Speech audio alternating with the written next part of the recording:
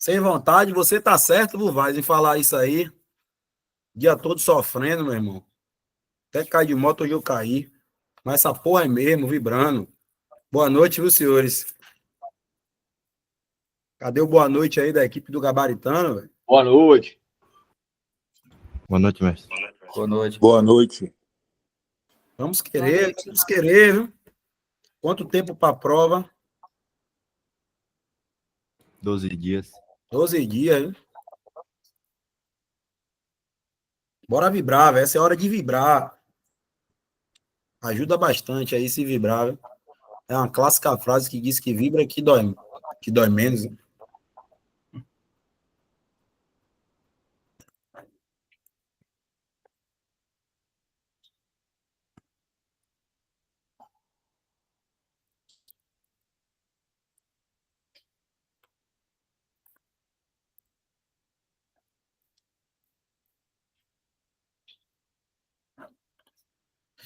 Senhores, hoje a gente vai ter, né, um dia, ou melhor, a nossa noite bem extensa, mas proveitosa. Nesse primeiro momento a gente vai ter contato com o professor Gabriel Ferreira, que vai passar a instrução para a gente de informática, certo? Gabriel é um menino muito capacitado, competente. Tive a oportunidade de recepcioná-lo na academia e desde sempre se destacou. E, dado o seu conhecimento na área de informática, se enveredou para lecionar essa disciplina. De pronto, não titubeei nem hesitei em nenhum momento em escolhê-lo para compor a nossa equipe, que sei da sua competência, sei da sua dedicação. Os senhores também conhecerão, serão contemporâneos dele na academia. Mas lá é outra coisa, hein, Gabriel? Lá é outra situação. Deixa o mistério aí aberto. Outra coisa é outra coisa. Outra coisa. Não tem nada a ver. Mas, brincadeira à parte, os senhores terão não só ele, mas as duas turmas que estão lá para recepcioná-los, extremamente competentes, passaram pela nossa mão aqui, né, na chegada da academia, e eu não tenho dúvida que estão prontos para recepcioná-los. Tá certo? Então, Gabriel, a turma está com você. A aula sua tem previsão de término às 20h30, certo? Quem vai lhe suceder será eu mesmo. Daqui a pouquinho eu estou aqui para lhe render. E fica à vontade, irmão. Tem um suporte nosso que é Carol. Ela está aí na chamada. Se você precisar de qualquer tipo de intercorrência de ordem tecnológica, você só é acionar, beleza? Seja bem-vindo a essa equipe do Gabaritando, o curso que vai aprovar mais gente no CFO. Amém, amém. Pronto, meu irmão. Deus abençoe aí. Pessoal, primeiramente, boa noite, né? Como a Alan já conversou com os senhores aí, eu me chamo Gabriel Ferreira. Eu vou estar hoje aí com a matéria de informática para vocês. Fiz questão de selecionar algumas questões aí a dedo. Eu acredito e confio muito nesse processo de você revisar antes da prova, né? Na última revisão para a última prova do CFO, das questões que eu trouxe para revisão, caíram 4 na prova, né? Então a equipe que pegou essa revisão comigo aí se saiu bem na matéria de informática. A gente pretende continuar acertando, né?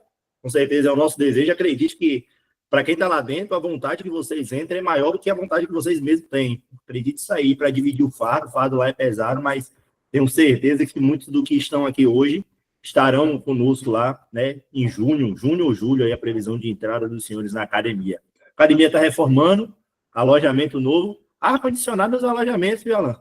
Ar-condicionado nos alojamentos, Coronel Vonei esperando vocês Tá de lá. guerra, tá de guerra.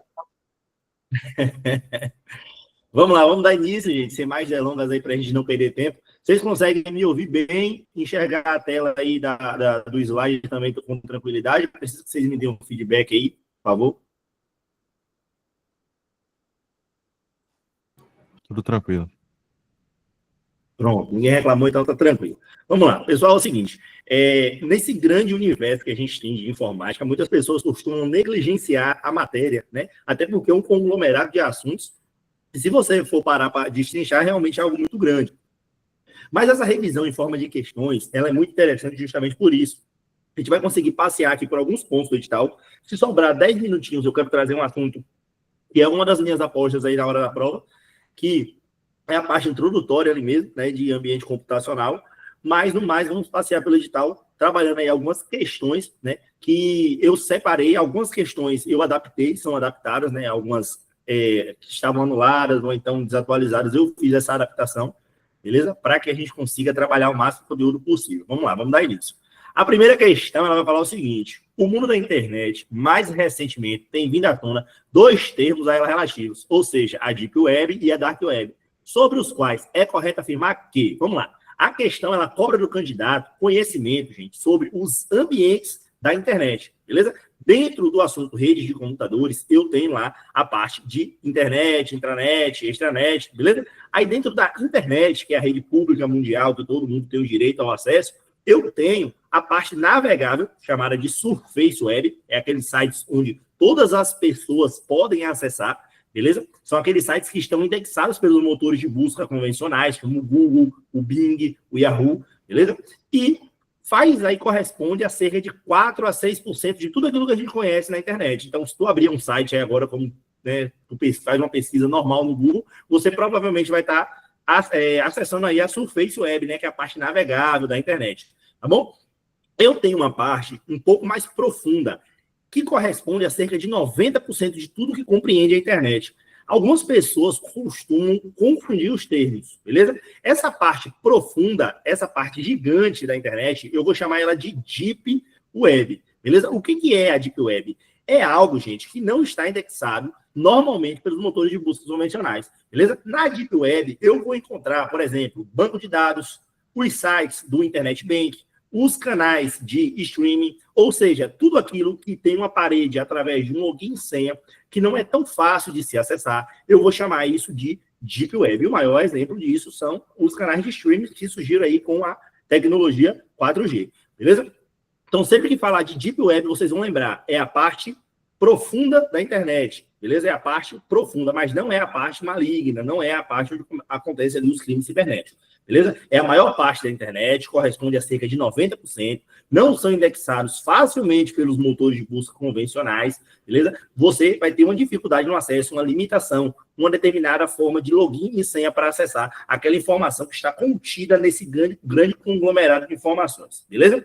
E lá no finalzinho, né, no finalzinho desse iceberg, eu vou ter uma parte dessa rede que vai se chamar Dark Web. Aí sim, é a internet obscura, é um grande mundo sem lei, onde eu consigo encontrar vários crimes cibernéticos, por exemplo. Lá você encontra de tudo, né? Tráfico de droga, tráfico de arma, tráfico de pessoas, beleza? Tráfico de drogas.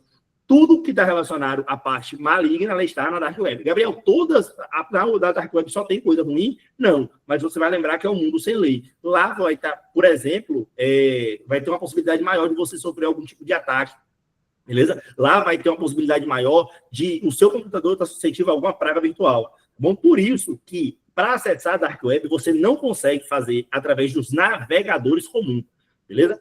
O Google Chrome, o Microsoft Edge, o Internet Explorer, o Mozilla Firefox, o Opera, esses navegadores, eles não conseguem acessar essa parte profunda, essa parte obscura e ilegal da internet. Por quê? Porque essa rede, gente, ela é uma rede que é de difícil rastreio. Ou seja, eu vou precisar de um navegador que trabalhe com camadas, né? Ali na rede .onion, mais especificamente onion rings, né, que significa anéis de cebola. E quem vai fazer isso para mim é um navegador, por exemplo, chamado navegador Tor, que tem a sua rede através de um domínio .onion, beleza? O .onion ele já vem aí de diversas camadas. Quer um exemplo do que funciona aí pela própria Dark Web? O Bitcoin, né, as criptomoedas em si. Por que ela tem dificuldade de ser rastreada? Justamente porque ela trabalha através de camadas, beleza? Então, eu já falei para vocês que a internet ela vai se assemelhar a um iceberg, né? A menor parte, as menores partes, digamos assim, é a Surface Web e a Dark Web. A Surface Web compreende tudo aquilo que é navegável e acessível pelo usuário, e a Dark Web é tudo que é obscuro, beleza? A maior parte é aquela parte que está no meio, que vai se referir aí ao que não é indexado pelos motores de busca convencionais, pelo menos não com facilidade, que é a parte da Deep Web, beleza? Então, não confunda mais isso aí. Aí, vamos para a questão. Ele quer saber sobre, né, os termos aí Deep Web e Dark Web. Então, a alternativa letra A vai falar: não há navegadores que consigam acessar a Dark Web. Tá errado, né? A gente sabe que o navegador Tor, acabei de falar para vocês que o navegador Tor, ele tem essa capacidade aí de estar acessando a Dark Web, beleza? baseado em uma rede.onion, tá bom? Então, não é aqui a letra A. A letra B vai falar que a Dark Web, ela não tem seus sites indexados por navegadores convencionais, como o Google Chrome ou ainda o Mozilla Firefox. Beleza, realmente, na Dark Web, ela não vai ter os seus sites indexados por navegadores convencionais, foi o que eu falei para vocês. Aqui eu vou precisar, gente, de um navegador específico. Por exemplo, aí o navegador Tor, beleza? Se vocês pesquisarem aí, o sinal do Tor, ele é uma cebola, o logotipo do Tor, ele é uma cebola cortada, justamente para idealizar essa questão aí das camadas, tá bom? Na letra C vai falar o seguinte: os sites da Deep Web utilizam o domínio .onion. Não é os sites da Deep Web, são os sites da Dark Web que vão utilizar aí esse domínio .onion baseado em anéis de cebola, tá bom? O site Silk Road, ele tinha o seu acesso por meio da Deep Web. Não, o que era o site Silk? Ele era um site Silk, do qual se derivou um site pirata chamado Pirate Bay, onde conseguimos baixar jogos, livros, filmes de forma pirateada. Então, ele se originou através desse site Silk Road e ele se apresentava lá na Dark Web e não na Deep Web, beleza? Lembra que eu falei que tudo de legal ele vai estar lá na Dark Web? Então, esse site era considerado um site pirata que deu início a um site muito popular, né? Muito conhecido, muito utilizado, principalmente pelos meninos aí, vão lembrar aí, beleza? O Pirate Bay, ele vai e volta, né? Aquela questão, ele abre um determinado IP, aí é derrubado, depois abre outro determinado IP, é derrubado. Aí é muita sorte você tentar acessar ele hoje de uma forma que você consiga, beleza? Existem versões de Pirate Bay que você tem acesso a algumas coisas, mas não são necessariamente coisas lançamento, digamos assim, né? É algo que realmente é pirateado, porém, não é algo muito novo, né? Então, você tem essa vantagem ainda do Pirate Bay, beleza? Mas ele ainda existe, bom? E na letra E vai falar que a Deep Web e a Dark Web, elas são duas denominações que endereçam o mesmo conteúdo na internet. E a gente sabe que não. Já falei para vocês que a Dark Web, ela vai endereçar conteúdos que são, em sua grande maioria, algo ilegal, beleza? Ou então algo que tem uma determinada intenção maligna, seja de uma intenção ali de infectar o seu computador com alguma determinada praga maliciosa. Ele tem ali também a intenção de trazer danos ao seu computador, de fazer algum tipo de ataque, seja força bruta, seja um sequestro dos seus dados ali, um possível ransomware, beleza? E impregnar o seu computador com um cavalo de Troia, ou então fazer com que você participe de alguma organização criminosa, algo do tipo, tá bom? Não é muito conhecido, mas existe muito, tá, gente? Existem pessoas especializadas trabalhando aí na grande guerra cibernética que justamente é combater o crime através aí da Dark Web. A Polícia Federal tem muito isso aí, tá bom? Então, também não é aí a letra E, porque, né, Dark Web remete a tudo aquilo que é legal, e Deep Web é mais aquele conteúdo que não é acessível a todo mundo. Por exemplo, a grande maioria que acho que tem canais de streaming, né? Não vocês, concurseiro é fora, não pode assistir não, né? Só estuda. Mas imagine o site da Netflix, todo mundo pode acessar o site da Netflix, mas repare que não é todo mundo que pode assistir um conteúdo disponibilizado pela Netflix. Você tem que ter o quê? Uma determinada assinatura, beleza? Essa assinatura que vai ser essa barreira entre a Surface Web, que é a parte navegável da internet, e a Deep Web, tá bom? Então, por isso, o nosso gabarito aqui na nossa primeira questão é a letra B de bola. IPTV é vida. É isso mesmo, Alex. Vamos lá. Gente, se tiver alguma dúvida, eu peço que vocês ativem o microfone, podem me interromper, né? Eu só não quero que vocês saiam daqui com dúvidas referentes a nenhum assunto, beleza? Eu falo um pouquinho rápido mesmo, é meu jeito de falar, e também para a gente conseguir trabalhar e adiantar o conteúdo, tá bom? Desde já, peço aí que vocês me sigam lá no Instagram, beleza? A gente posta muito material lá bacana, muita dica de estudo, beleza? @informágio, segue lá, tira foto, faz um vídeo em algum momento dessa aula e posta lá que ajuda bastante a gente na divulgação, tá bom? A segunda questão, ela vai tratar mais especificamente sobre o sistema operacional Windows, beleza? A área de transferência, ela é um recurso presente em diversos sistemas operacionais, como, por exemplo, Windows 10, né? A gente sabe que o Windows 10 ele é baseado em atualizações, teve lá o Windows XP, o Windows Vista, o Windows 1000, o Windows 7, Windows 8, 8.1, 10 e, mais recentemente, aí, o Windows 11, beleza? Provavelmente, ano que vem, vão ser uma nova atualização aí do sistema operacional Windows, não será o Windows 12, eles vão tirar essa terminologia numérica e vai se chamar aí só Windows, tá bom? Mas é uma das versões que vai ser cobrada na prova, é o Windows 10, beleza? E eu ainda acredito que o Windows 10 ele vai ser mais cobrado que o Windows 11, beleza? O Windows 7 ele está aí em desuso, né? Mas pode cair uma questão ou outra. Nesse sistema operacional, a área de transferência, ele quer saber o que ela faz, né, basicamente. Gente, a área de transferência, ela é um recurso que você consegue acessar através da tecla de atalho Windows mais V.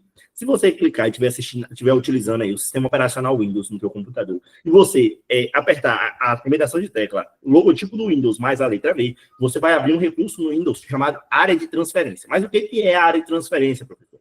Vamos lá. A área de transferência é um recurso onde você consegue copiar uma determinada quantidade de informações, diga-se 25 informações.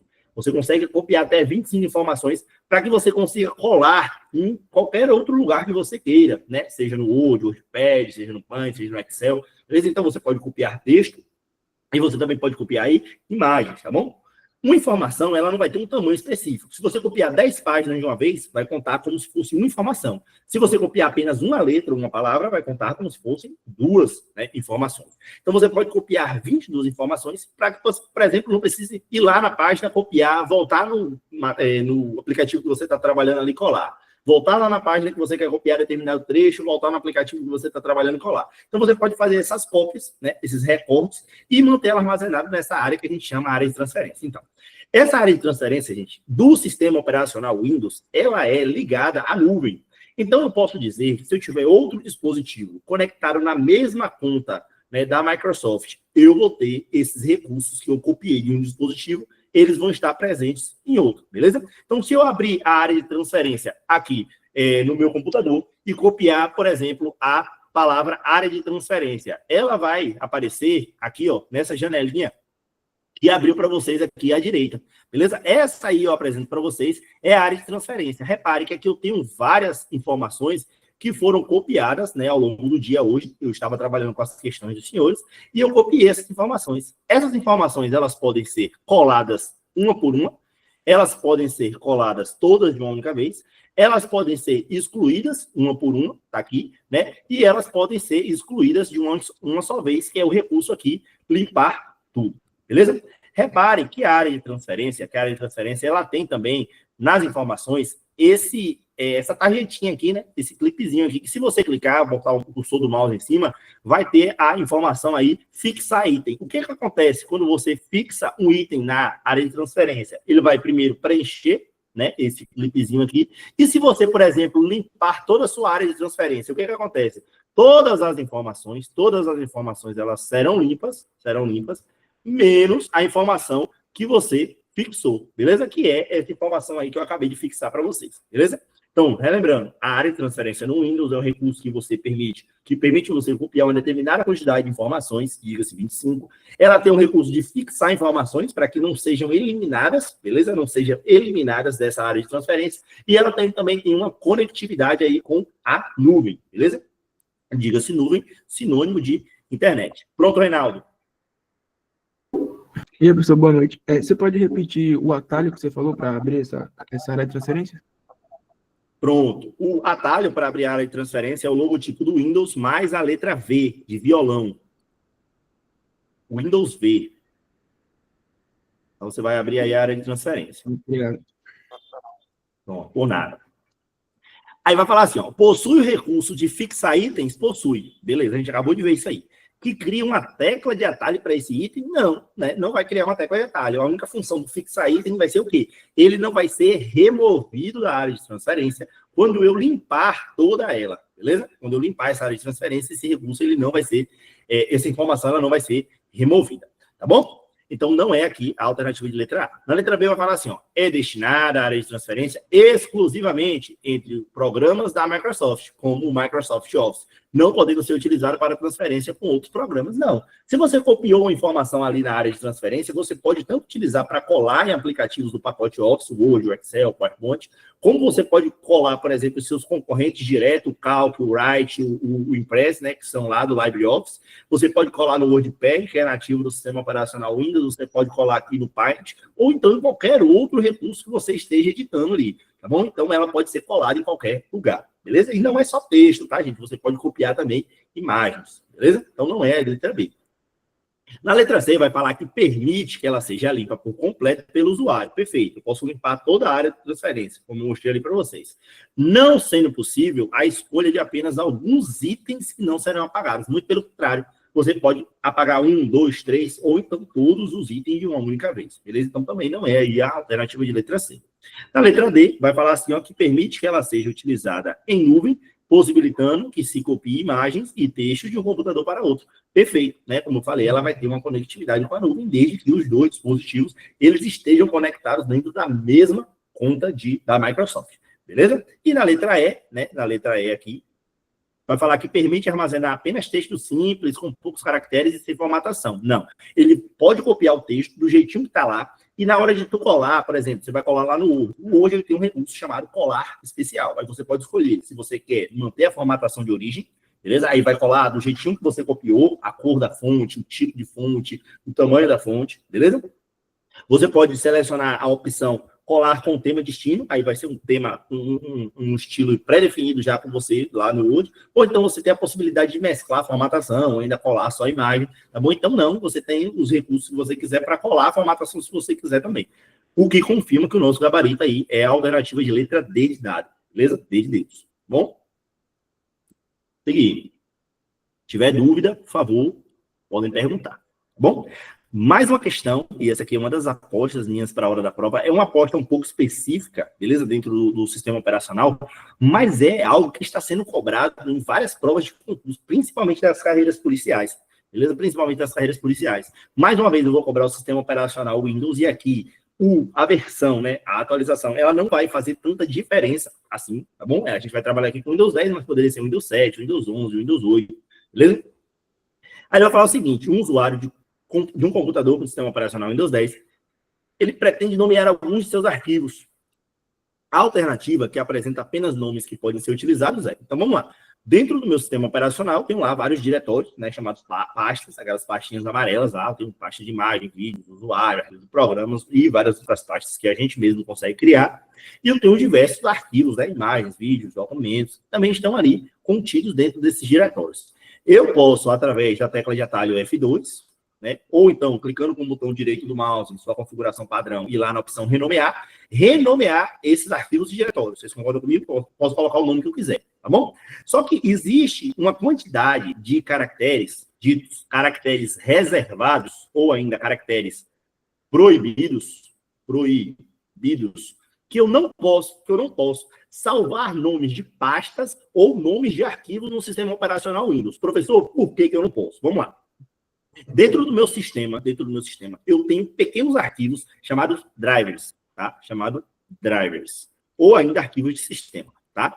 Esses drivers, eles são responsáveis por fazer alguma coisa funcionar. Então, eu tenho um driver para todos os dispositivos de rádio que eu tenho. Por exemplo, eu tenho um drive de rede, que permite que o meu computador se conecte à internet. Eu tenho um drive de vídeo, que me proporciona utilizar o monitor para, né, visualizar o que está acontecendo ali dentro. Eu tenho drive de teclado, drive de mouse. Então, tudo que existe de tangível no computador, eu vou ter um driver ou um conjunto de drivers, que são pequenos arquivos, responsáveis por fazer aquele dispositivo funcionar. Vamos lá. Esses drivers, normalmente, eles são nomeados, né? E no meio dessas nomeações, eles vão ter esses caracteres proibidos. Então, qual é a lógica do sistema? Se, porventura, você nomear alguma pasta ou algum arquivo com esses caracteres, possa ser que o sistema ele vai entender que aquele seja o driver, que um arquivo de imagem, por exemplo, seja o driver. Isso aí pode conflitar e fazer com que algumas coisas do teu computador não funcionem. Fazendo isso, ele proibiu que você editasse alguns caracteres, né, aí no seu sistema operacional. E são 9 caracteres. É o símbolo de maior que, o símbolo de menor que, a barra simples, né, a barra invertida e o hip, que é aquela barra reta, chamada hip. Eu tenho o sinal de interrogação, o asterisco, beleza? As aspas duplas e o sinal de 2 pontos, beleza? Então, eu tenho aqui 1, 2, 3, 4, 5, 6, 7, 8 e 9 caracteres. Esses são os 9 caracteres proibidos ou reservados do sistema operacional Windows. Se você estiver utilizando agora o sistema operacional Windows e selecionar qualquer pasta ou arquivo no seu computador e tentar renomear, e dentro desse nome que você queira colocar, você digitar algum desses caracteres aí, vai aparecer uma mensagem para você falando: não é permitido nomear pastas ou arquivos com os seguintes caracteres. E os caracteres descritos aqui na tela para vocês vão ser os caracteres que o sistema operacional também vai informar. Tá bom? Então, lembrando, o que não pode é a interrogação. A exclamação pode. O que não pode são as aspas duplas. A aspa simples pode. Beleza? O que não pode são os dois pontos. O ponto e vírgula pode, o ponto simples pode, a vírgula pode, o parêntese pode, a chave, né? O sinal ali de circunflexo, de tio, de travessão, de underline. Todos os outros caracteres podem renomear pastas ou arquivos, exceto esses 9 aí. Aí, para você lembrar, você tem, beleza? Algumas opções.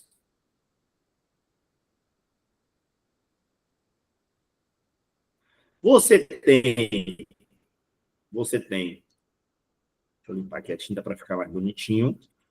Você tem o que eu particularmente gosto mais, né? Que é o bonequinho da proibição aqui, né?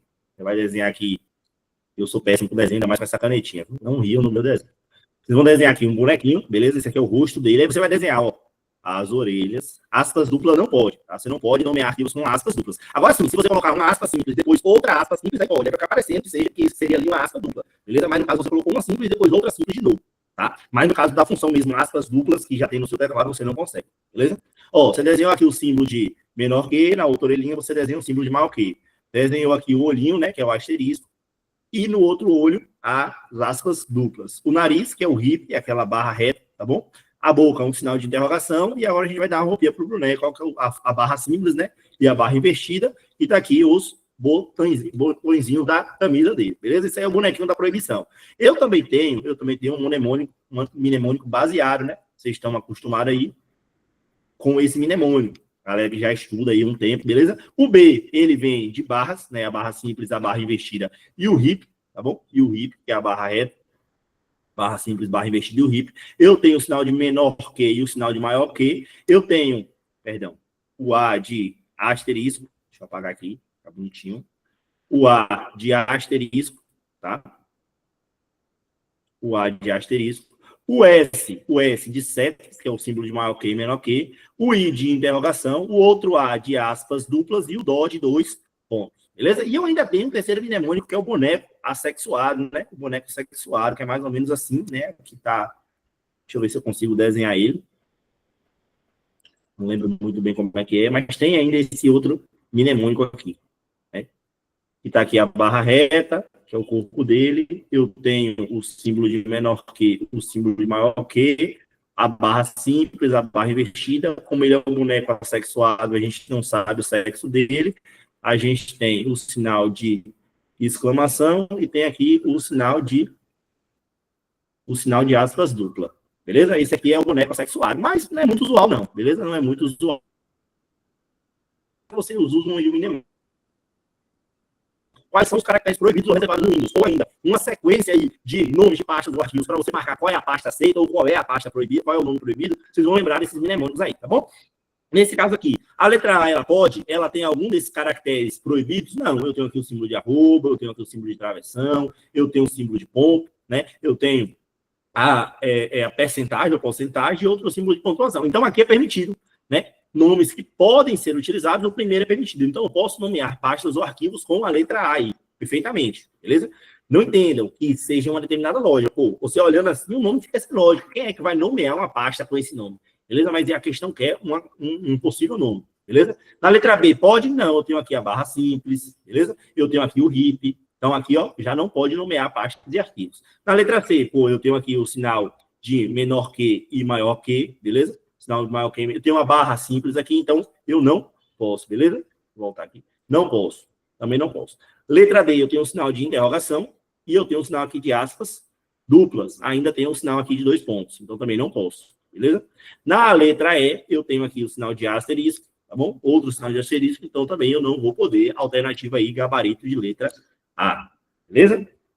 Essa questão é uma das minhas apostas aí para a hora da prova, tá bom? Para a hora da prova. Vamos lá, questãozinha de Excel. Deixa eu beber uma água aqui, é de praxe, né? Para trabalhar com planilhas. Gente, vamos lá. O que acontece? Aqui está o bicho-papão da informática, né? Muitas pessoas. Pronto, quem levantou a mão aí? Pode falar, quem levantou a mão.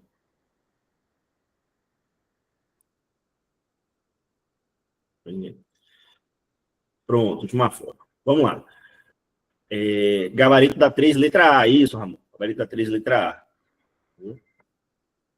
sigam aqui o slide, né? Não sei se vai estar de acordo aí com o material, que a gente teve um probleminha na hora do envio do material para a apostila dos senhores aí, tá? Mas sigam aqui o slide, qualquer coisa vocês fazem a devida correção aí na apostila, beleza? Tudo vai dar certo. O primeiro passo é ter fé, o segundo é não criar expectativas. Vamos lá.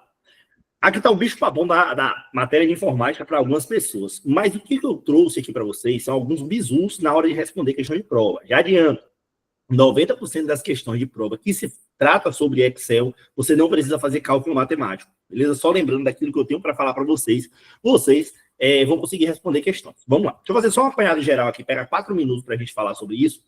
O Excel, ele é um editor de planilha, beleza? Ele é um software proprietário, ele é lá da Microsoft, ele tem o seu código-fonte fechado, beleza? Ele não disponibiliza para o usuário as permissões de vender, modificar, distribuir, beleza? Copiar, ele não tem isso, né? Ele é um software proprietário. E automaticamente eu preciso diferenciar para vocês planilha de tabela. Primeiro, planilha tem uma limitação em relação à quantidade de linhas e espaço. O Excel, ele não é infinito. Ele tem uma limitação de suas linhas, né? E ele tem aí uma limitação nos seus espaços. Já adianto para vocês que as linhas são representadas na horizontal, representadas por número, né?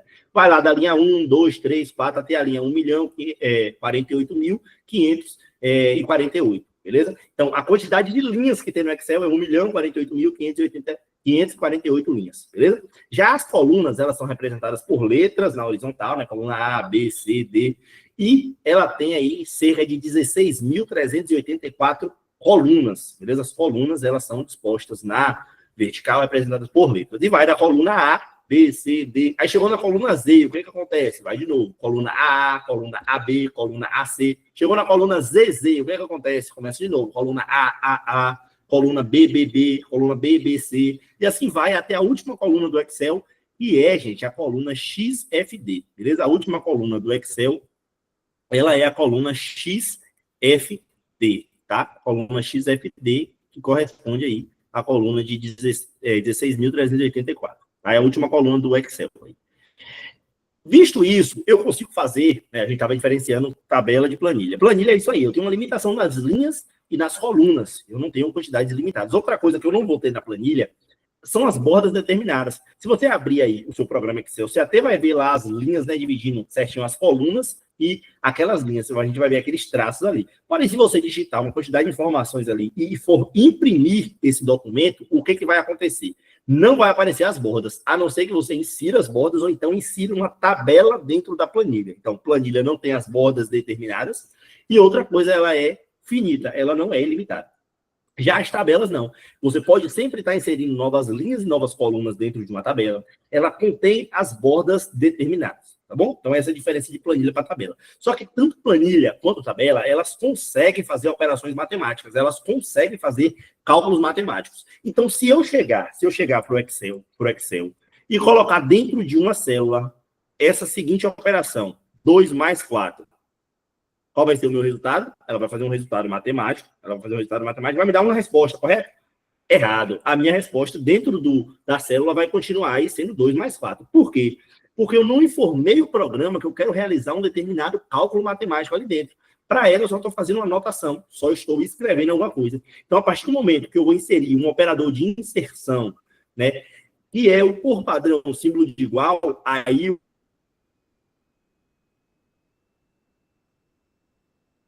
programa ele vai entender que eu quero realizar um cálculo matemático e agora sim ele vai me dar um resultado, nesse caso, no 6. Então, o primeiro bizu. Sempre que você for realizar uma operação matemática, seja ela qual for, seja você utilizar operadores aritméticos, operadores lógicos, operadores de concatenizar, operadores booleanos, seja fórmulas ou funções, você sempre vai utilizar o sinal de igual na frente, que por padrão, atualmente, é o sinal de igual. Tá bom? Por quê? Porque você vai falar para o programa, eu quero que você me resulte em um determinado resultado. Tá bom? Então, esse é o primeiro bizu. Se não tiver um símbolo de igual na frente, o que vai acontecer? Bom, provavelmente a questão ela vai estar incorreta, beleza? Ela vai estar incorreta. Então, o primeiro bizu, leve o sinal de igual como um sinal de operador de inserção. Ele vai mostrar para o programa que você quer realizar um cálculo matemático, tá bom? A segunda dica que eu quero dar para vocês é que o Excel, né, ele costuma, como que eu posso dizer, referenciar determinadas células, determinadas informações. E para fazer isso, normalmente ele utiliza o parênteses, beleza? Então, uma coisa que eu falo para vocês, vocês não vão encontrar dentro do Excel chave e nem colchete. Então, se você visualizou ali dentro de uma fórmula, de uma função, a chave ou um colchete, vai estar incorreto, né? Não vai ser chave ou colchete que vai estar ali dentro, beleza? Vai ser um parênteses, esse é o segundo bizu. Tá bom? Você conseguindo visualizar isso, você já vai ligar a sintaxe de como se escreve uma anotação no Excel e vai conseguir responder a questão de prova, beleza? E a terceira dica, porém não menos importante, né? A gente trabalha no Excel com vários operadores. Eu tenho os operadores aritméticos, que é o sinal de mais, menos, multiplicação, divisão, né? O sinal de percentagem, o sinal de exponenciação, que é aquele circunflexo, beleza? Esses são os sinais, os operadores aritméticos, beleza? Eu tenho dentro do Excel os operadores lógicos ou booleanos, que são aqueles que vão me resultar em um verdadeiro ou em um falso. Por exemplo, o símbolo de maior que, o símbolo de menor que, o símbolo de maior ou igual, menor ou igual a, né? O símbolo de igual a, o símbolo de diferente de. Porque se você colocar lá no Excel 2, ele é igual a 2. Qual é a resposta que vai aparecer no parênteses? Pô, você está utilizando um operador lógico booleano, né? Vindo lá de George Boole, do raciocínio lógico matemático, você vai ter um resultado ali presente e verdadeiro, porque realmente 2 ele é maior que 2. Beleza? Então, esses operadores aí, lógicos ou booleanos, eles são feitos para isso. O operador de concatenar, né? Eu tenho os operadores de intervalo, que são os dois pontos, ponto e vírgula, beleza? Mas eu tenho também dentro do Excel as fórmulas e as funções, beleza? Eu tenho tanto o operador aritmético soma, que é o maisinho, como eu tenho a função soma. E eles vão desempenhar a mesma situação. Por exemplo, ó, se eu pegar aqui e colocar assim, ó, igual B2, mais C2, ó, igual B2 mais C2. Qual é a minha resposta? Minha resposta vai ser 4, porque ele vai somar aquilo que está em B2 e vai somar aquilo que está em C2. Concorda comigo? Aí se eu colocar aqui, ó, igual soma, abre parênteses, B2, ponto e vírgula, C2, o que vai acontecer? Minha resposta também vai ser 4, tá? Porque eu quero somar isso e isso. O que vocês perceberam diferente? Aqui eu utilizei a função soma. Aqui eu utilizei o operador aritmético soma. Olha, repare, todas as vezes que eu utilizar uma fórmula ou uma função, não, provavelmente, né? Tem só uma exceção aí, que é o operador se, a gente tiver tempo, vai trabalhar com ele. Mas não vai haver um operador aritmético dentro do parênteses. Ou seja, todas as vezes que tiver uma fórmula, uma função, iniciando aqui, não vai haver, pelo menos não no próximo parênteses, um operador aritmético. Quais são os operadores aritméticos? Sinal de mais, sinal de menos, sinal de percentagem, o sinal de exponenciação, beleza? Então, levem isso. Pô, se eu estou utilizando a função, como é que eu vou utilizar aqui um operador aritmético? Fica meio que sem lógica, já que a função tem já essa finalidade. Vocês concordam comigo? Beleza? Então, levem aí como terceiro bizu. Normalmente, quando aparece uma fórmula, uma função, não vai haver um operador aritmético dentro do parênteses, tá bom? E para a gente finalizar, para a gente responder a questão, a gente vai lembrar que os dois pontos significa até e o ponto e vírgula significa e. Como assim, Gabriel? Como assim? Deixa eu apagar aqui parte da minha escrita, né? Para a gente começar a trabalhar. Deixa eu apagar aqui para ficar bonitinho. Vamos lá, ó, repare. Vou pegar um intervalo maior aqui, só para que vocês consigam entender o que eu estou falando para vocês, tá? Eu sei que tem gente que já sabe isso, mas tem gente que está aqui do zero, aventurando, começou a estar por agora, e tem que saber, tá bom? Então, vamos lá. Se eu usar aqui, ó, vou usar a mesma função, a função soma, que é uma função bem tranquila. E agora eu quero somar de B2, ponto, dois pontos, D5. Então, eu quero somar de B2 até D5, porque os dois pontos significa até, beleza? Todas as vezes que vocês visualizarem os dois pontos, vai lembrar de até. Então, eu quero somar daqui, ó, de B2 até D5, até aqui. Então, todo esse conjunto de dados aqui, ó, beleza? Eu vou somar, e aí vai me dar um resultado, beleza? 2 mais 2 mais 2, 4, né? 9, 13, 16, 22... 26, 31, 34. A minha resposta aqui seria 34. Bom?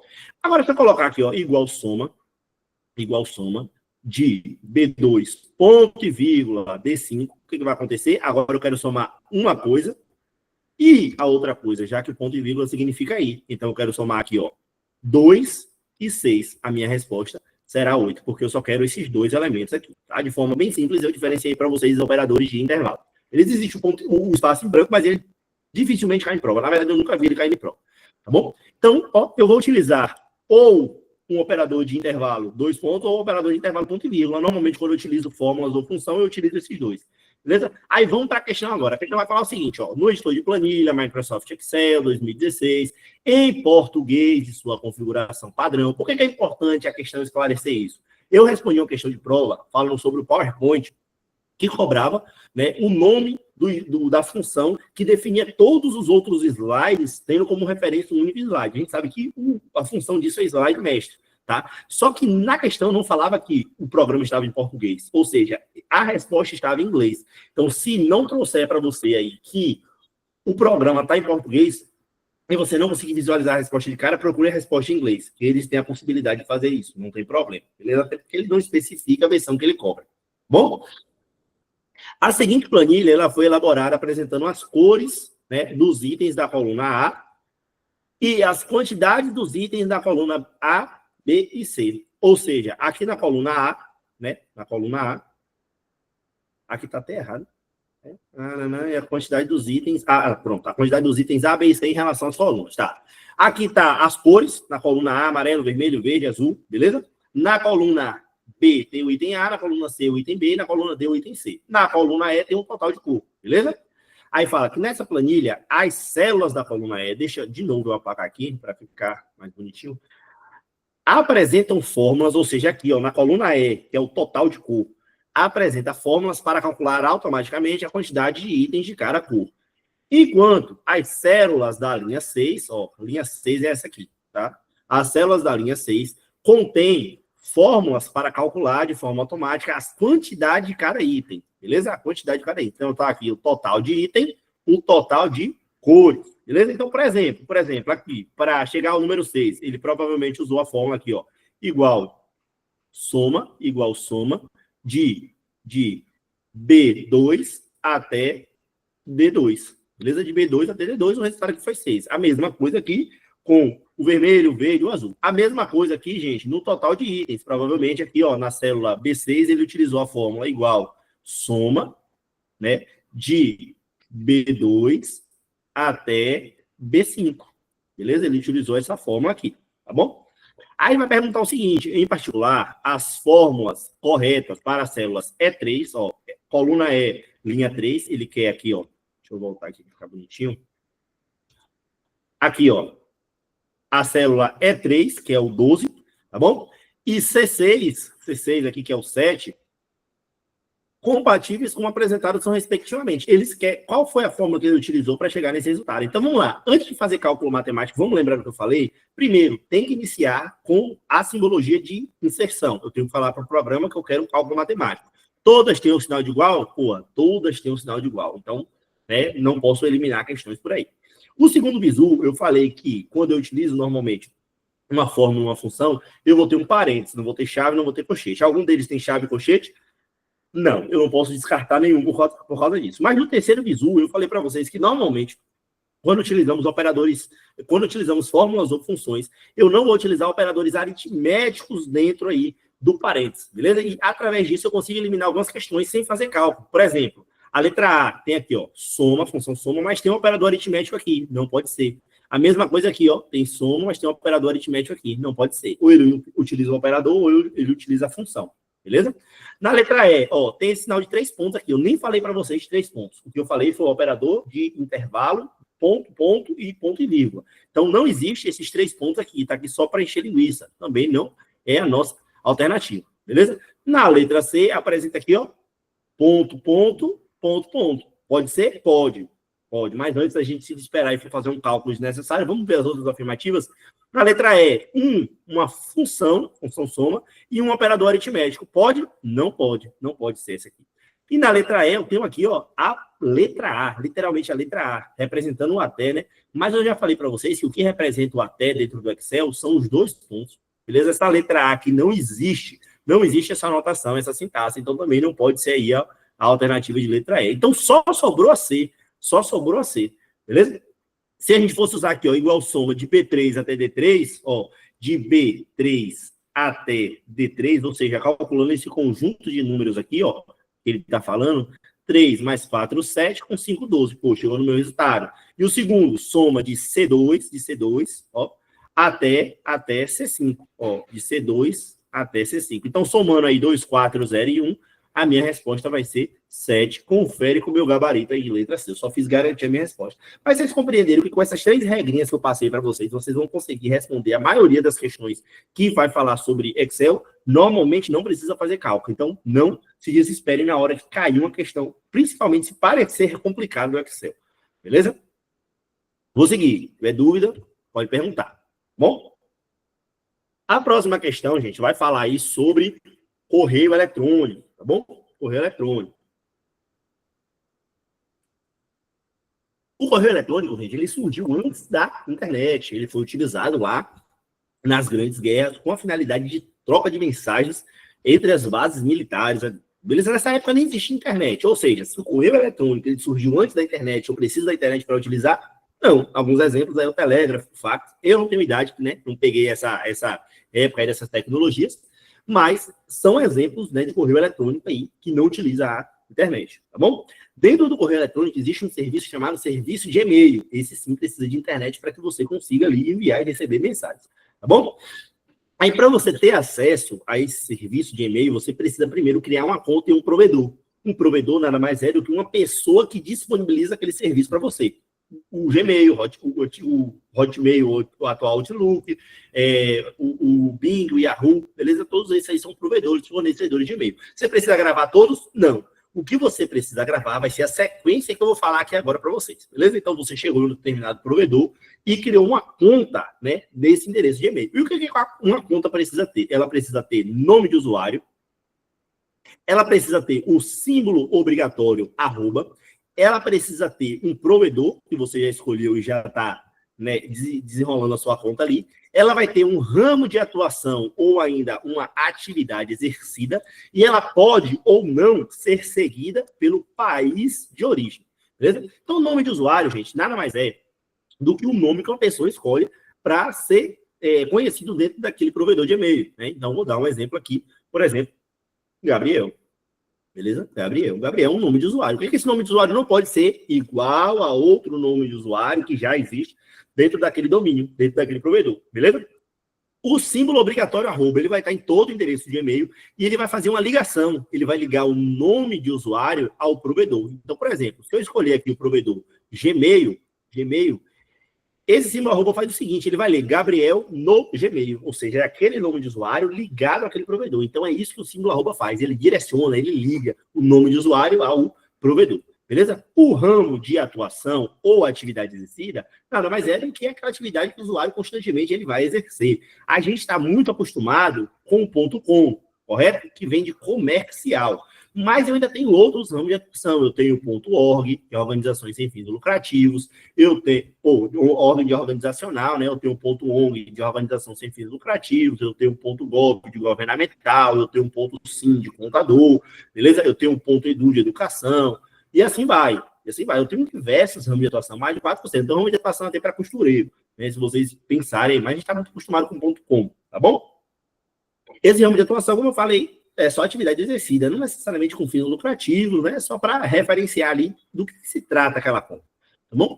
E esse país, gente, ele vai ser o seguinte, todos os países fora dos Estados Unidos, todos os provedores, na verdade, todos os provedores que estiverem localizados fora dos Estados Unidos, ele vai ter, no finalzinho, esse país de origem representando. Por exemplo, imagine que não seja de e-mail aqui, né? Seja, sei lá, seja o Gabaritano aqui. Pronto, o Gabaritano agora, ele é um provedor de e-mail, né? Gabaritano. Vou abreviar aqui. O Gabaritano agora ele é um provedor de e-mail. Beleza? Você entrou lá no site, o Gabaritano está criando seu e-mail. Ele está localizado aonde? O provedor dele é onde? O provedor dele é aqui no Brasil. Então, no finalzinho, ele vai ter lá, por exemplo, ó, o .br.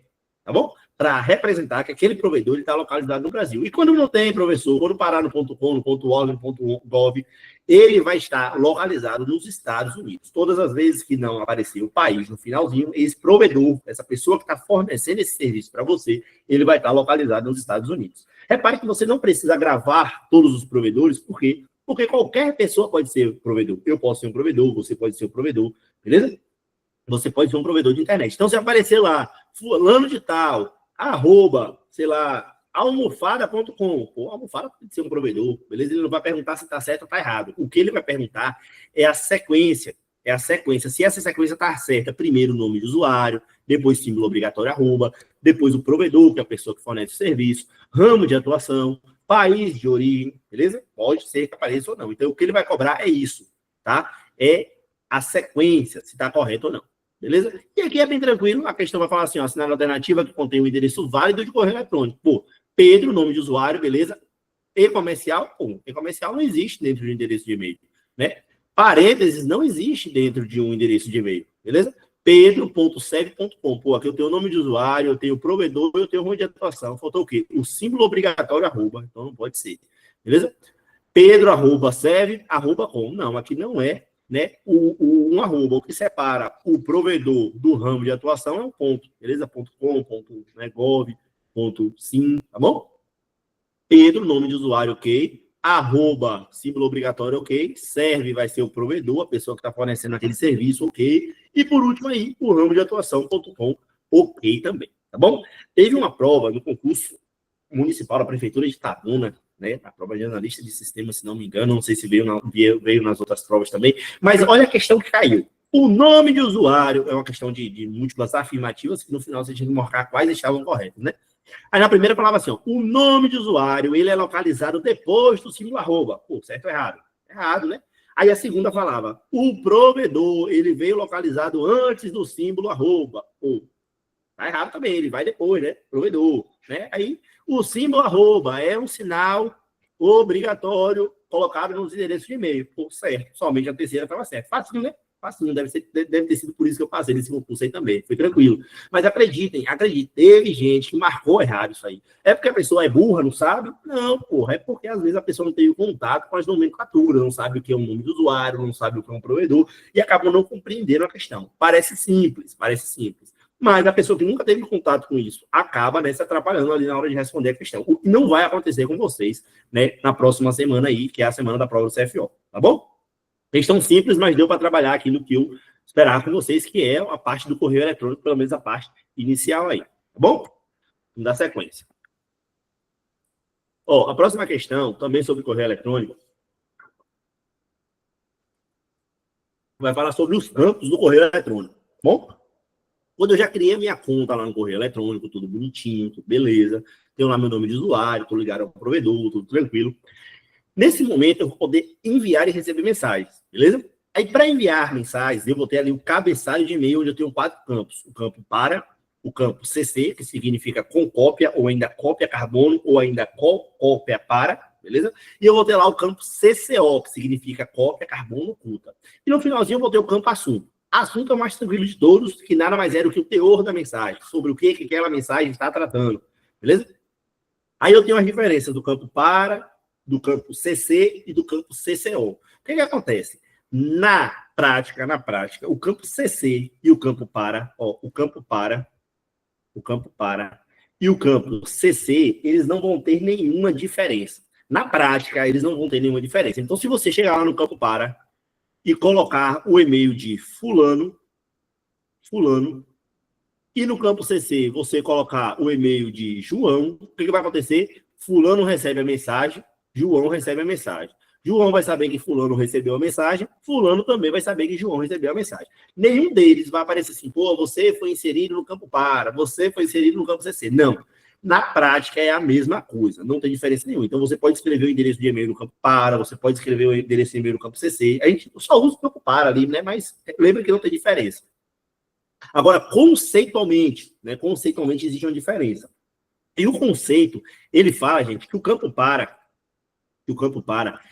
é usado para aquela destinatária principal, ou seja, a principal pessoa que eu quero enviar aquela mensagem, beleza? Já o campo CC, ele é como se fosse um aviso, uma cópia, como o próprio nome já diz, é uma pessoa que não tem importância de receber aquela informação, beleza? Então essa é uma diferença conceitual, mas que na prática não é levada em conta, porque não acontece nada com os e-mails que eu coloco em qualquer um desses campos, beleza? E por último, gente, eu tenho o campo CCO, beleza? CCO, que significa cópia carbono oculta, que também pode aparecer como BBC na prova de vocês, tá? BCC, perdão. BCC. Pode aparecer assim lá também. O que é o cópia oculta, né? O CCO? Ele nada mais é do que o campo fofoqueiro. As pessoas, os endereços de e-mail que forem colocados dentro desse campo, eles vão se tornar invisíveis para quem está lá fora. E quem está lá fora é o campo para e o campo CC. Então, a partir de agora, eu vou chamar o campo para e o campo CC de destinatários visíveis da mensagem. São os destinatários visíveis. E o CCO agora vai ser o destinatário invisível. Então, para e CC, visível. CCO, invisível. Então, quando eu insiro ali um endereço de e-mail no campo CCO, esse endereço de e-mail vai ficar invisível para os destinatários visíveis. Ou seja, quem está no campo para e quem está no campo CC não vai saber que eu enviei uma mensagem para o campo CCO. Dica rápida. Por exemplo, eu estou ministrando uma aula para vocês aqui agora. Imagine que eu quero enviar um material de estudo para vocês posteriormente a isso. Vamos imaginar que eu quero enviar outra bateria de questões, tá? Só que eu tenho que avisar a equipe do Gabaritano aqui que eu estou enviando esse material para vocês. Eu tenho que deixar eles cientes que eu fiz o meu trabalho e enviei um material para vocês. Beleza? Só que imaginem que eu ministro aula em outro cursinho aqui. Aí eu, na minha sagacidade, eu não quero que essa galera do Gabaritano passe. Eu vou querer que o outro cursinho aqui ele passe também, né? Não vou deixar essa galera passar sozinha. Aí eu pego esse material e falo, eu fiz aqui pro Gabaritano, mas eu vou enviar para outro cursinho também. Por quê? Porque aí todo mundo vai, né, receber um pouquinho, lá ele. Beleza? O que vai acontecer? No campo para, eu vou inserir quem é o meu destinatário principal. Quem é a pessoa que efetivamente, que principalmente tem que receber aquela informação. Ou seja, vocês que estão visualizando a aula agora.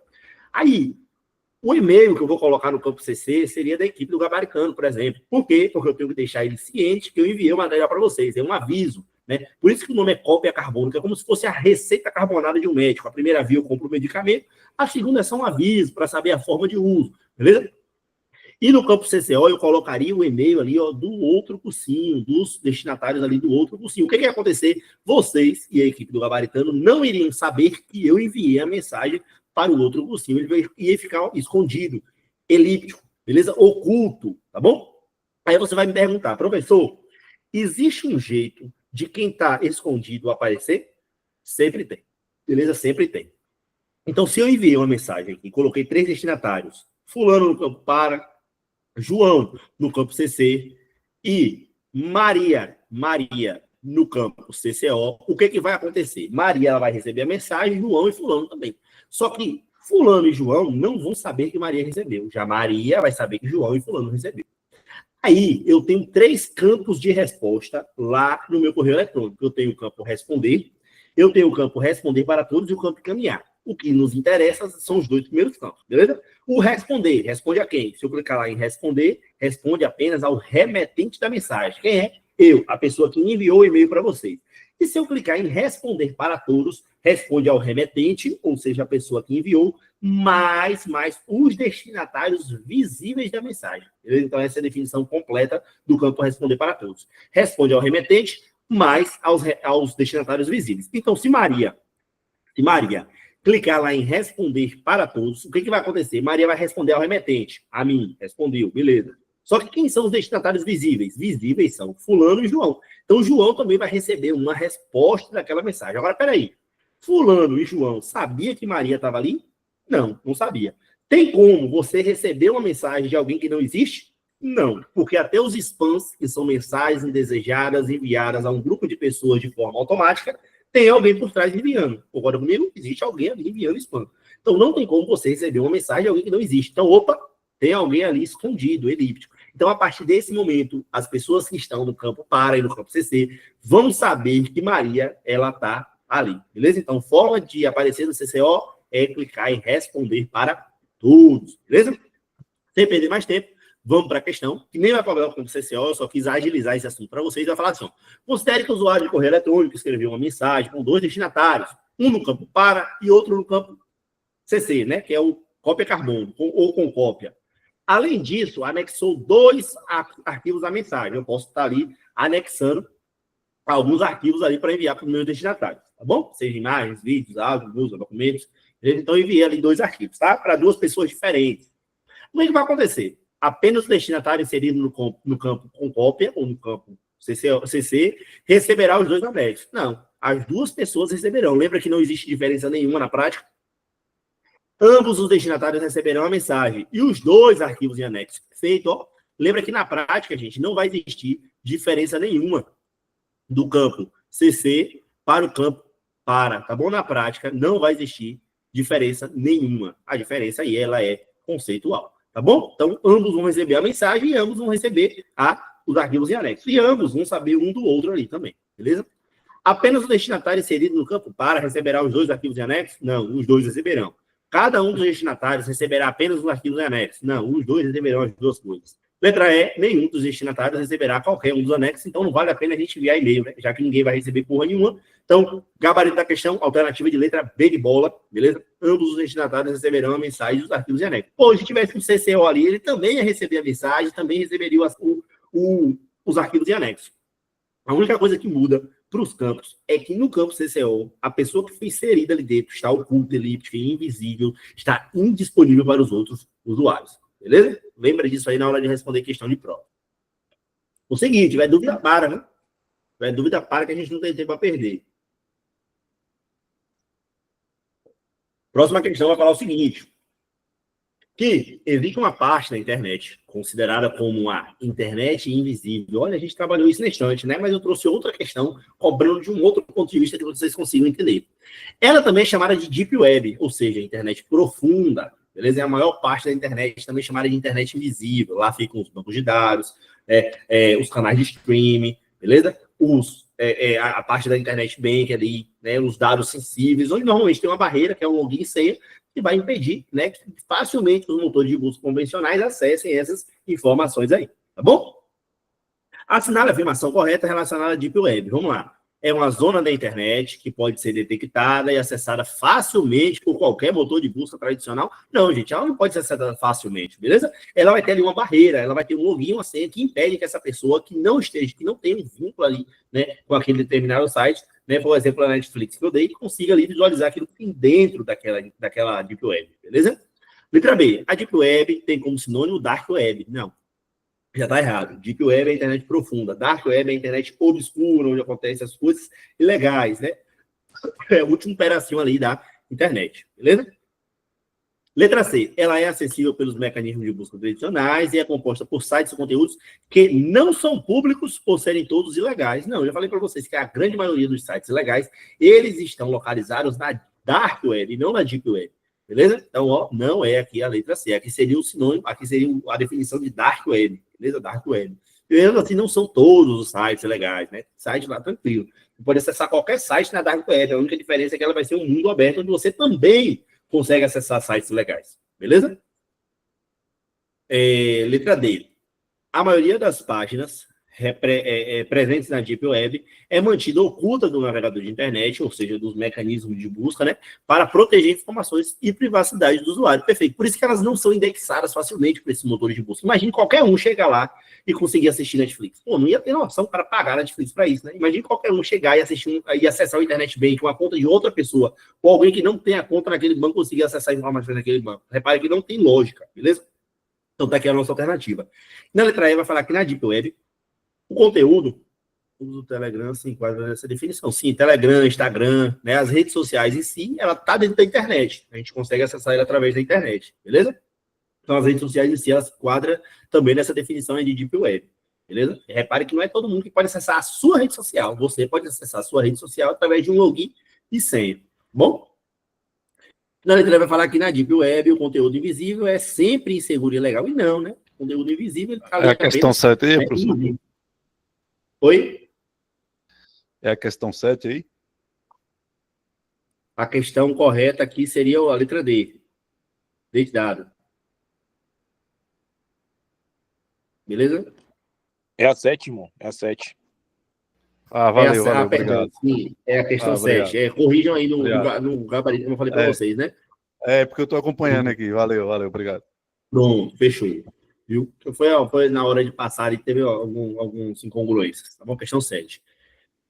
Vamos lá, o que eu ia falar para vocês? Pô, eu falei que para você acessar a Dark Web, você pode utilizar um navegador específico, Tor, né? E até mandei vocês pesquisarem aí, vai ter o símbolozinho da cebola cortada baseado em uma rede .one, tá bom? O que eu vou pedir para vocês? Pô, não façam isso em casa, não testem, né? Não testem sem que você tenha um conhecimento prévio disso aí. Por quê? Porque quando você instala esse navegador e começa a navegar dentro da Dark Web através desse navegador, você está suscetível a todos os tipos de praga. Então, assim, Se você não quiser desembolsar um dinheiro pagando, por exemplo, uma VPN de qualidade, você precisa pagar uma VPN de qualidade com uma conexão privativa aí para criptografar a sua rede, para ninguém conseguir invadir, beleza? Você precisa ter um firewall de qualidade, um antivírus de qualidade, então não basta você só baixar o navegador Tor e começar a acessar a Dark Web, baixar todos os livros que você quiser, todos os filmes de lançamento. Pô, é muito chamativo, mas também é muito perigoso. Lembra, a Dark Web é uma terra sem lei. Se você não souber mexer, você vai acabar se prejudicando, beleza? Vai acabar se prejudicando. A alternativa correta é a letra D. Só fazendo esse adendo aí para vocês.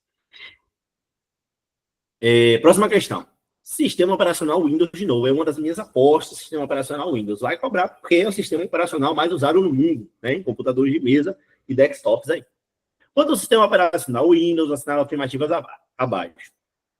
Quanto ao gerenciamento de processos, o sistema operacional Windows ele é multitarefa. Gente, isso aqui está certo, tá? O sistema operacional Windows ele é classificado como multitarefa e multiusuário. Ou seja, eu consigo fazer mais de uma tarefa por vez. Por exemplo, aqui eu tenho um navegador aberto, a apresentação aberta, beleza? Eu tenho o meu antivírus funcionando em segundo plano, eu tenho um torrent funcionando em segundo plano, fazendo algum tipo de download para mim, eu tenho um aplicativo que liga a webcam do meu celular, por exemplo, ao notebook. Então, eu tenho diversas tarefas sendo realizadas ao mesmo tempo. Então, isso aí é ser um sistema multitarefa.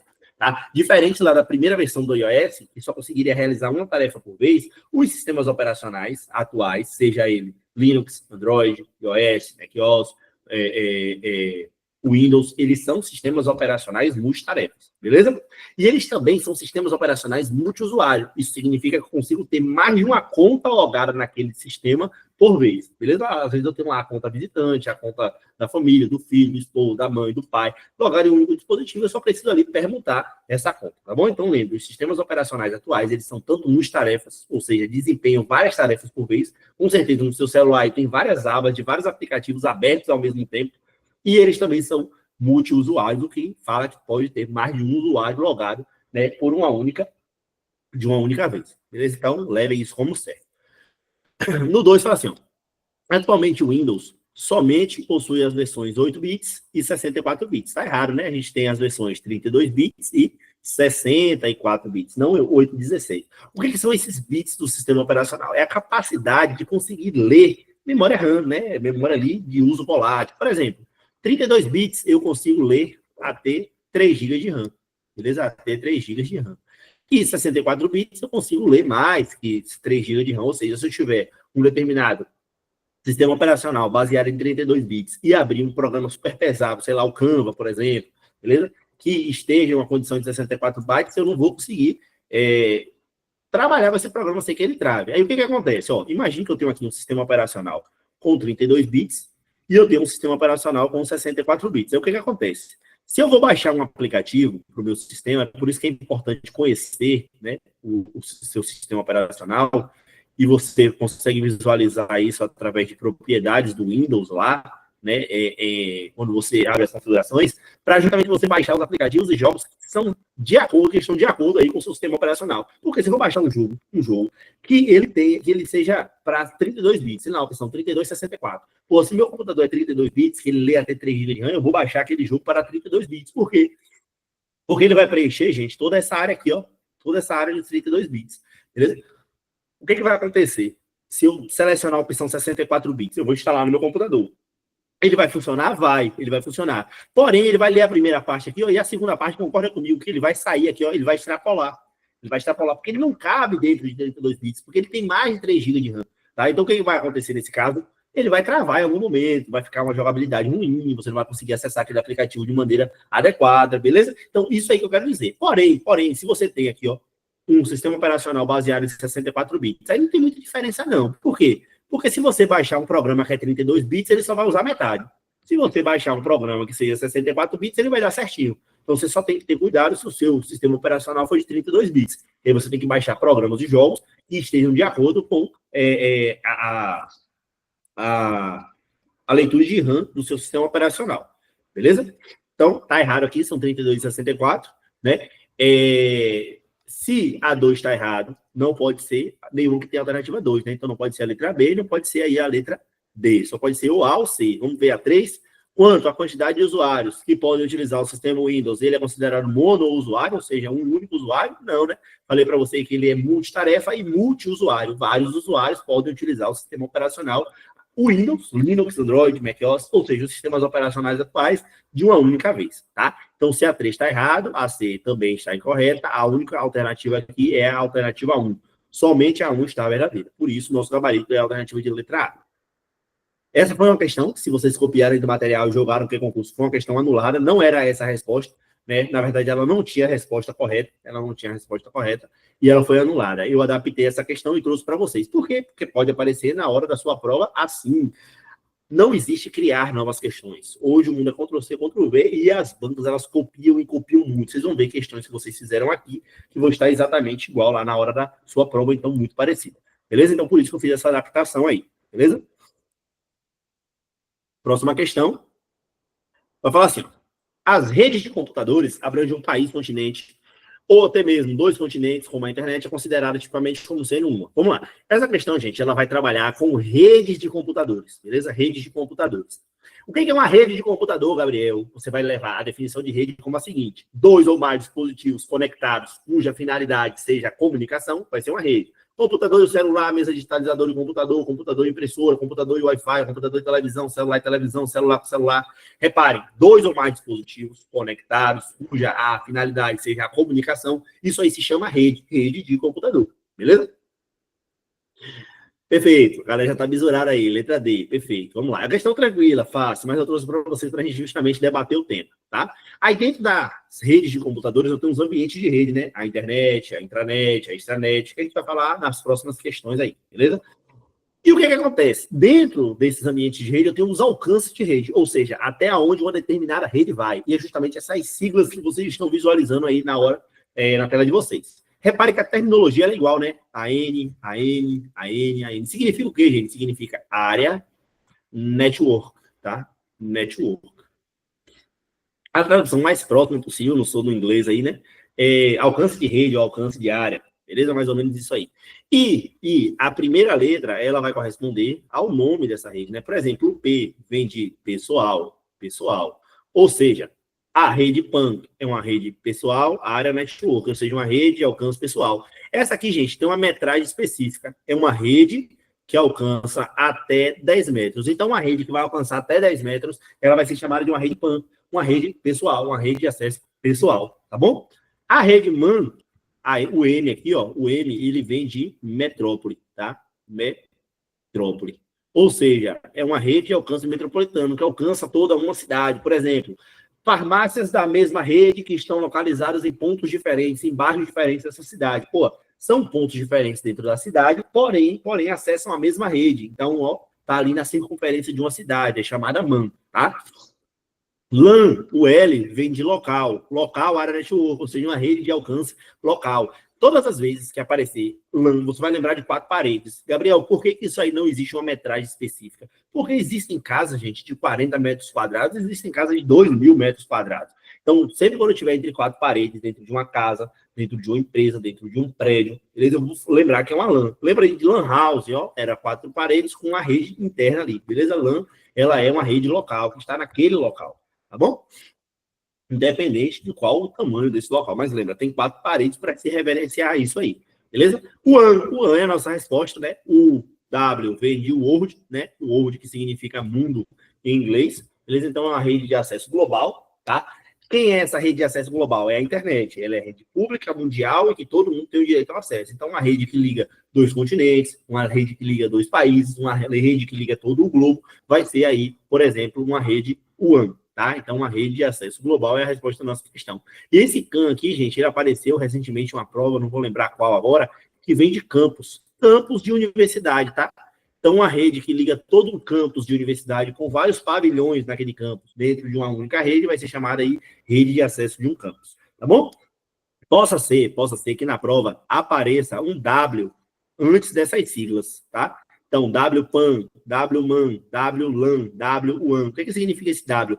Esse W, gente, vem de tecnologia wireless, tá? Tecnologia wireless, ou seja, tecnologia sem fio. É a mesma ideia, só que agora sem fio. Por exemplo, o WPAN é uma rede de acesso local sem fio. Exemplo, Bluetooth. Bluetooth, ele não tem uma metragem até 10 metros. Pô, se você se afastar muito, ele para de funcionar, beleza? A NFC, né, que é o identificador de radiofrequência, paga ali por aproximação. Pô, é uma rede PAN. Beleza? O infravermelho é uma rede PAN. beleza? Que tem uma metragem específica, mas é uma rede sem fio.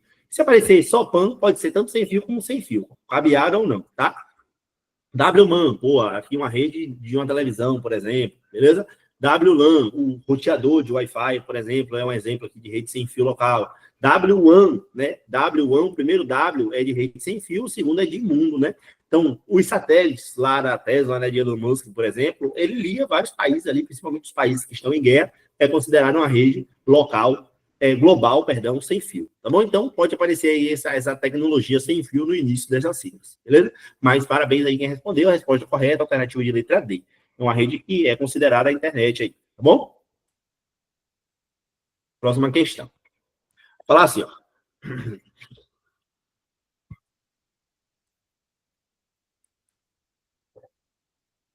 Quanto aos conceitos de arquitetura na internet, intranet e extranet, diga-se que são os ambientes da internet. Lembra, internet, rede pública, mundial, que todo mundo tem o direito ao acesso. Se falar que todo mundo tem o acesso, tá errado. Todo mundo tem o acesso? Não. Existem desertos digitais do Brasil e que fala que 40% da população aí não tem acesso à internet. Eles dizem de quê? Custo financeiro.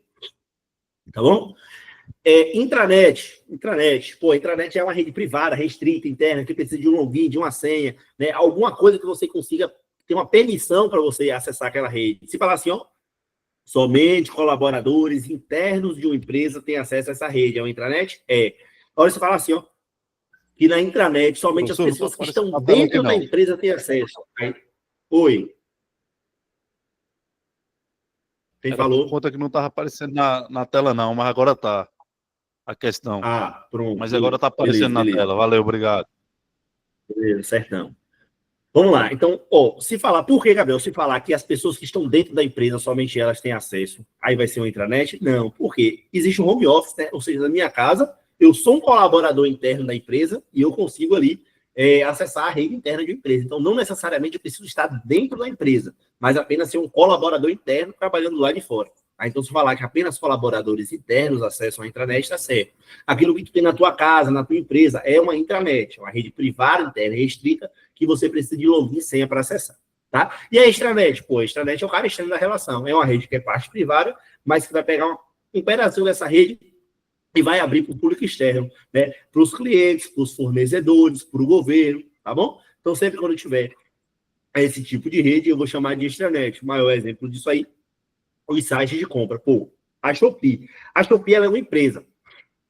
Tem funcionários, tem DRE, né, os demonstrativos lá de lucro, de resultado, tem a folha de pagamento dos funcionários, mas eu, como um usuário que não sou um colaborador interno, eu não consigo ter acesso a essas informações. Porém, eu consigo comprar no site da Shopee, né? Eu consigo acessar uma ramificação desse site da Shopee, que seria o site ou o aplicativo, consigo fazer compras por lá. Repare que eu não sou um colaborador interno, mas eu tenho acesso a um pedacinho dessa rede. Então, isso aí é um exemplo de extranet. Lembra? Parte estranha. Né? É uma rede interna e pública, é uma rede híbrida, beleza? Não é totalmente privada e não é totalmente pública. Tem pessoas direcionadas. Então, o que você vai fazer para lembrar? O acesso. O que muda é o acesso, tá? Eles trabalham com as mesmas tecnologias. Todos são baseados na pilha de protocolos TCP/IP, utilizam as mesmas tecnologias, as mesmas ferramentas, normalmente acessam as mesmas coisas. O que vai mudar é o acesso. Quem é que pode acessar cada rede? A internet, todo mundo pode acessar. Todo mundo pode, tem a possibilidade de ir. A intranet, somente pessoas autorizadas, é mediante autorização. E a extranet é apenas pessoas interessadas, ou seja, todo mundo, pessoas autorizadas, pessoas interessadas. Tem um determinado interesse ali, uma pessoa específica que vai fazer aquele acesso nessa rede híbrida, tá bom? Grosso modo, essa aí é a definição dos ambientes de rede, beleza? Vamos lá. Tanto a internet quanto a intranet como a extranet são consideradas redes públicas. Errado, falso. Falso, né? Porque a internet é pública, beleza. Mas a intranet é privada e a extranet, ela é híbrida, beleza? Ela é híbrida. Então, ó, se a primeira tá falsa, não pode ser nem a letra A e nem a letra B. Bora trabalhar com chute consciente, né? Agora eu tenho 50% de chance de acertar a questão. Ou eu acerto ou eu erro. Normalmente a gente marca errada, né, nesses casos, mas já aumenta a tua probabilidade aí. Na intranet, o acesso ele é restrito somente a usuários previamente autorizados. Normalmente eu tenho login e tem uma senha que já foi pré-estabelecida e passada ali para aquele usuário, para que ele tenha acesso àquela determinada rede. Então, isso aqui, gente, está verdadeiro. Se o segundo está verdadeiro, não pode ser a letra C ou a letra D, só sobrou como resposta aí a nossa letra C. Vamos ver o final? A extranet, ou seja, o cara estranho da relação, né, ela é dedicada para atender, por exemplo, clientes e fornecedores, ou seja, pessoas interessadas naquele serviço. Beleza? Então, tá correto aí, né, FVV, a nossa afirmativa correta, a afirmativa de letra C de Cristo, tá bom? Última questão, agora, para a gente finalizar, acredito eu, né, a 10ª questão. Não, já acabou, foi a última. Pronto. Passei 4 minutos do horário, né? Não sei se vamos ter a oportunidade de nos vermos aí antes da prova, tá bom? Mas me sigam lá no Instagram, Informático, sempre estou postando dica. Pretendo fazer uma revisão de véspera na semana da prova, não necessariamente no sábado, porque a galera tem outros aulões aí, né? Vou estar aí junto com a equipe gabaritando mediante convite, né? Meu brother Alan aí, né? Aspirante Alan Nascimento, vai ficar com a palavra, um cara sensacional, como ele falou, ele teve a oportunidade de me recepcionar. O cara que é crânio, sabe, muito, muito inteligente, né? Referência virou para mim aí. E vocês vão estar em boas mãos, tá bom? Me despeço com essa frase aí para vocês, que a extraordinariedade de cada um está do outro lado das crenças, limitações e medos. Não é verdade? Então você escolhe, irmão, continuar na mesmice, continuar na mediocridade, ou então se tornar um construtor de grandes histórias. Lembra, você sacrificou um período da sua vida agora, né? Não sei quanto tempo você estudou, 2, 3, 4, 5 anos, mas lembra, foram 5 anos por uma vida que está prestes a iniciar daqui a 12 dias, beleza? No que precisar de mim, eu estou à disposição, beleza? O Instagram é o Informágio, tá bom? O Informágio, tá marcado lá no Gabaritano. Teve alguma dúvida, gente, em relação à aula, em relação a alguma questão, algum outro assunto que vocês queiram perguntar, né? Vamos só para a gente não atrasar. Pronto, Caio, fala, irmão. Essa revisão final do senhor vai ser só de informática? Só de informática, irmão. Provavelmente só de informática. Vou pegar uma horinha ali, 1h30, só para a gente trabalhar umas 10, 15 questões aí para reforçar. Perfeito. E eu consigo comprar por onde? Pelo Instagram mesmo? O informático, ele vai ter um link lá que vai levar você para um grupo geral no WhatsApp. Tanto no Instagram como no WhatsApp, eu vou estar postando as informações referentes à aula lá. Perfeito, brigadão, valeu. Viu? Tamo junto, gente, tamo junto. O Alanzinho tá por aí? Tô aqui, meu irmão. Tava assistindo a aula. Aprendi, Pronto, viu? show de bola. Eu mesmo que sou burrão com o negócio de informática. Opa, aí, o cara cabeção, o prédio todo. Perguntaram aí, ó, Gabriel, o gabarito da questão 9. Gabarito da questão 9, 9C, C de Cristo. Viu? Falso, verdadeiro, verdadeiro. Nossa última questão. Foi a última questão? Perdão, não vi. C de cadete. Se foi a última, foi a letra C. Pronto. A 9 foi a D, 9D, a 10 foi a C. 10C. Ah, pronto, foi a penúltima. Então, 9D, WAN, né? Rede de acesso global. E a 10, que foi a última letra C aí. Só para retificar. Meu irmão, só tenho a lhe agradecer, certo?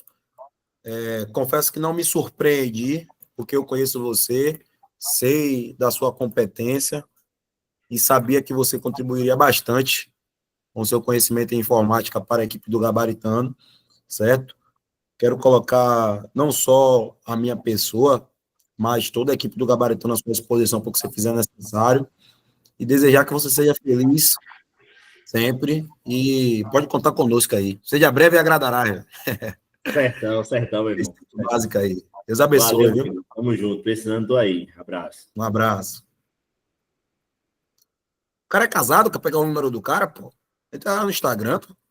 Negócio de número, pô. Pelo amor de Deus, cara. No Instagram, velho, mas vou dar meu outro. Pô. Pegar o número do cara. Brincadeira, pô. Fale comigo aí que eu mando o contato dele. Viu? Valeu, obrigadão. Senhores, todo mundo aí no 10, vamos lá. Vamos parar não, viu? Hoje até às 0 horas aí, revisão de diversos temas para o seu CFO. E agora é comigo. Tranquilo? Eu vou pedir só 2 minutos, é o tempo que você vai levantar para pegar uma água, porque é o que eu vou fazer. E também vou trocar essa camisa. Eu acho que é a 4ª ou a 5ª aula que eu dou a vocês com essa camisa. Mas eu tenho lavado, viu? Aí eu vou levantar para trocar essa camisa, pegar um copo de água e a gente volta, beleza? 2 segundinhos. Ou melhor, 2 minutos.